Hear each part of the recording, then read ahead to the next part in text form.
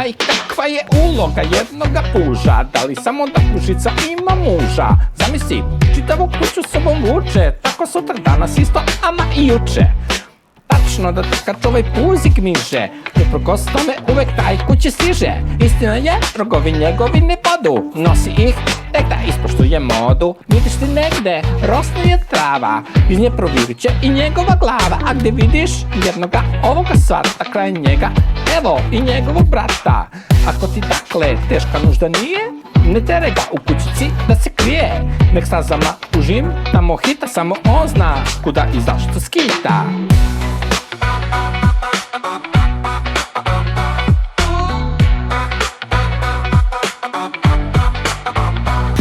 Ako ti dakle teška nužda nije, ne teraj ga u kućici da se krije. Nek stazama užim, tamo hita, samo on zna kuda i zašto skita. Ako ti dakle teška nužda nije, ne teraj ga u kućici da se krije. Nek stazama užim, tamo hita, samo on zna kuda i zašto skita. Hajd, hajd, hajd.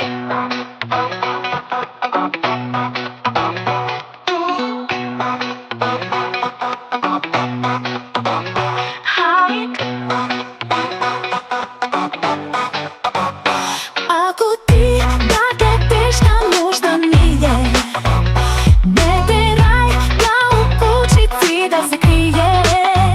Nek stazama užim, tamo hita, samo on zna kuda i zašto skita.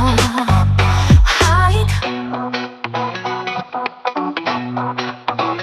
hajd, hajd, hajd,